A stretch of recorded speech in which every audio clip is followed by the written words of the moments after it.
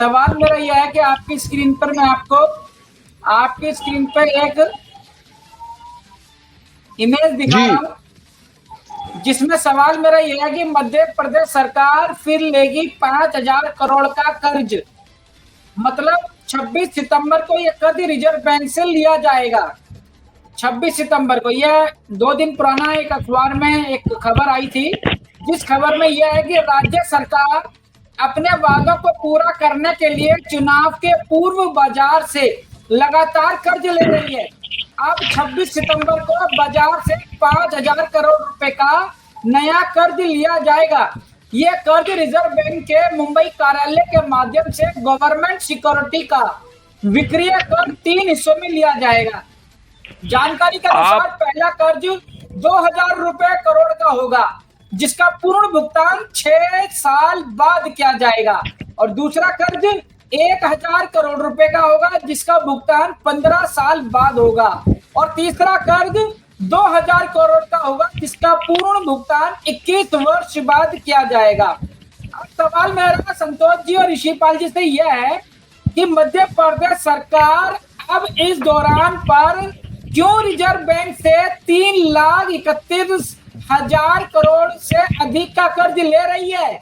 अगर आने वाले चुनाव में अगर बीजेपी चुनाव हारती है और ऐसी स्थिति में मध्य प्रदेश के ऊपर, मध्य प्रदेश सरकार के ऊपर कर्जा चढ़ाकर वो जाती है, तो उस दौरान पर मध्य प्रदेश सरकार इन कर्जों को उतारने का काम करेगी या फिर मध्य प्रदेश के विकास पर ध्यान देगी? संतोष यादव जी पहले आपसे है, फिर उसके बाद ऋषिपाल जी से। जरा एक सेकंड मेरी बात सुन लिया साहब। यह जो आप दिखा रहे हो बिल्कुल हकीकत है, और ये मध्य प्रदेश के नाम से लेकर चुनाव में खर्च करने का तरीका है, ताकि सरकार जाएगी तो अगले साल पैसा काम में आएगा, और जिसकी सरकार बनेगी वो कर्जा के नीचे डूब जाएगा। ये पैसा लिया जाएगा अगले साल के लिए। इन साल तो चुनाव हारेंगे, ये जानबूझ करके हारेंगे, क्योंकि कार्यगुजारी सारी उदासीन है। ठीक है, संतोष यादव जी। ये भविष्यकर्ता जी हैं जो हमारे यादव जी, इन्होंने जो बात बोली है ये इनके लिए बोली है, और मध्य प्रदेश सरकार का ऐसी कोई नियत नहीं है। यहाँ के विकास कार्यों को यादव जी एक बार आइए, आप प्रदेश में आपका स्वागत है, और आप बिल्कुल गली गली में जाइए, रोडों का जाल बिछा हुआ है, बिजली की सुविधा है, किसानों को पानी मिल रहा है। यादव जी, चुनाव के टाइम पर कर्जा लेने का मतलब क्या होता है?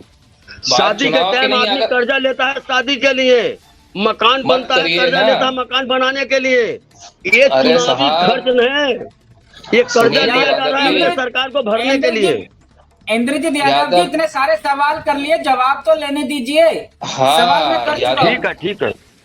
वन नेशन, हम तभी तो कहते हैं वन नेशन वन इलेक्शन कर दीजिए, बात खत्म हो जाती है। और उसके बाद भी आप लोग नहीं मानते हैं। चलिए वो भी छोड़ दीजिए, वो तो आप आज नहीं कल मानेंगे। सरकार विकास के लिए, कार्य के लिए ही पैसा लेती है, और आज ही अगर मान लीजिए 5 साल ये चुनाव नहीं आते तो भी विकास तो जारी रहेगा ना। अगर आप ये सोचते होंगे कि मध्य प्रदेश सरकार का जो आपने सोचा है वो तो गलत सोचा है। प्रदेश की सरकार का ऐसा कोई रुझान रहता ही नहीं है। अगर ऐसा होगा तो फिर आप लोगों को बोलने का विपक्ष को तो मौका मिलता है ना। तो इसलिए मेरा मानना ये है गलत ले रही है साहब, आपकी सरकार ले रही है। एक मिनट जी साहब, आप जवाब क्यों नहीं आने दे रहे? जवाब आने दीजिए ना। सवाल आपने अब कितने सारे सवाल करोगे आप? मध्य प्रदेश सरकार, और जहां भी भारत की बात आती है वहां पर प्रधानमंत्री श्री मोदी जी की गारंटी है। प्रदेश के विकास से लेकर विकसित करने तक का मोदी जी की गारंटी है। इसमें प्रदेश का ये चीज आप बीच में लेके आ रहे हैं, गलत है। नहीं, इसमें आप क्या कह रहे हैं कि क्या गारंटी है? मतलब कि चुनाव का समय चल रहा है, 26 सितंबर, आज 27 सितंबर हो गया, कल की डेट में इन्होंने जो है रिजर्व बैंक से मध्य प्रदेश सरकार कर्जा ले रही है। वो भी कोई पता कितना 31 लाख करोड़ रुपए कम होता है क्या? 3,31,000 करोड़, 3 लाख करोड़ रुपया कम होता है क्या कर्जा? क्या जरूरत है चुनाव से पहले इस तरह का कर्जा लेने का? चुनाव से पहले कोई कर्जा थोड़ी, ये पहले का होगा, कोई आज के लिए थोड़ी लिया है भाई। आज से तो शुरू नहीं हुआ ना सर, इसके पीछे जाइए। पहली बात तो उस पेपर के ऊपर भी देखिए कौन सा पेपर उसको छाप रहा है और वहां पर क्या सोर्स रखा है। प्रदेश सरकार की ये जो बात लिखी है पेपर में, केवल एक पेपर की कटिंग देख के अपन उसको क्या व्यक्तित्व कर दें?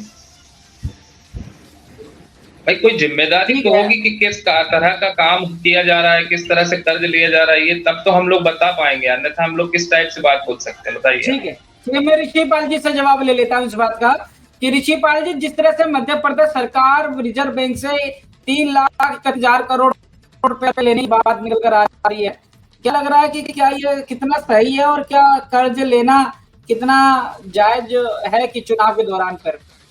देखिए रफी जी, जैसे कोई भी सरकार होती है तो विकास कार्य के लिए जो है लगातार लोन लेती है, और जैसे अभी आपने कहा 3,000 करोड़ का कहा आपने, 3 लाख का, हाँ 3,000 करोड़, 3,31,000 करोड़। चलो मैं आपको बता दूं, अभी भी पंजाब ने लिया 3,27,050 करोड़ रुपए जो है लोन लिया है पंजाब ने, छोटे से स्टेट पंजाब ने लिया है। अभी न्यूज में 11 मार्च 2023 की न्यूज देख रहे हैं। तो हर जो स्टेट है वो अपने काम को करने के लिए, विकास कार्य करने के लिए जो है जो ट्रांजेक्शन है वो करती है। दूसरी बात, अगर ये यादव जी नहीं समझते तो ये समझ लें कि जो पार्टियां होती हैं, जो गवर्नमेंट होती है, जो पैसा आता है वो उसका अकाउंटिंग होती है। कांग्रेस की तरह नहीं है कि पैसा है कोई पता ही नहीं है, उसकी अकाउंटिंग होती है, उसका पूरा जवाब दिया जाता है, खाता बनाया जाता है और उनका जवाब दिया जाता है कि पैसा कहाँ से आया, कहाँ खर्च हो रहा है। तो ये इस बात की तरह वो चिंता ना करें, ये पैसा जो गवर्नमेंट ले रही है उनको मालूम है कैसे करना है, और आने वाली सरकारों में आने वाले टाइम में उन्होंने पूरा करना है, ये बेहतर तरीके से उनको पता है। और सारे विकास कार्य किए जा रहे हैं, जो जनता देख रही है कि किस तरह के पैसे लिए जा रहे हैं, किस तरह विकास कार्य में खर्च किया जा रहा है। ठीक है, ठीक है। इंद्रजीत यादव जी, अब बोलिए आप। जी साहब, ये बीजेपी की आज पहली बार नहीं है। पिछले चुनाव 2019 का चुनाव से ठीक 1 महीना पहले नीतीश कुमार जी से 12,411 करोड़ रुपए निकलवाया गया था, और जब विपक्ष ने हिसाब पूछा तो विधानसभा में गमले और कुर्सी में चला करके मार हुई थी, जिसमें विद्या देवी घायल हो गई थी। ये चुनाव के टाइम में पैसा निकाला जाता है, आपस में खर्च नहीं करना है, ये चुनावी खर्च निकाला जाता है। कोई नीतीश कुमार जी आज आपके साथी हैं ना, उन्होंने कोई पुलिस केस कराया ना कोई। देखिए नीतीश कुमार जी बीजेपी में 4 बार गए, 4 बार बाहर आए, अपना पतन देख के बाहर आ गए। पासवान जी गए, उनके घर को बर्बाद कर दिए। शिवसेना गए, उनके घर को बर्बाद कर दिए। आप भी उनसे ज्यादा लाशा मत लगाइए, वो आप पर भी ईडी-सीडी भेज देंगे। आप उनसे दास्ता ज्यादा दोस्ती कीजिएगा तो आपके यहाँ भी ईडी-सीडी भेज देंगे। अभी उनके पास, अभी 2024 तक उनके पास ईडी-सीडी है। अगर ज्यादा आप उनकी तरफदारी करोगे, शिवसेना को 2 टुकड़ा कर दिए, पासवान को 2 टुकड़ा कर दिए, नीतीश कुमार को अकेला कर दिए, मुफ्ती मोहम्मद सईद को, फारूक अब्दुल्ला को नजर बंद करके बैठा दिए, मायावती जी को अकेला कर दिए। आप उनकी आदत को नहीं जानते हैं, इसीलिए कह रहे हैं कि संतोष बाबू को अभी झूठ बोलने की आदत नहीं है। आप लोग इनसे ज्यादा बात करोगे तो ये बेचारे क्या जवाब देंगे।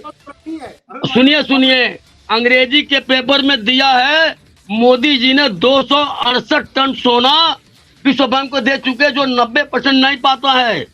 अंग्रेजी के पेपर में आया है। और जो मोहम्मद रफी जी ने कह रहे हैं 331 लाख करोड़ रुपया, ये मध्य प्रदेश में जब चुनाव हो रहा है, सरकार बनती तब मंगाते, आज मंगाने की क्या जरूरत है। जिसके घर में शादी पड़ती है वो शादी के लिए कर्जा लेता है, खेत खरीदने के लिए नहीं लेता है।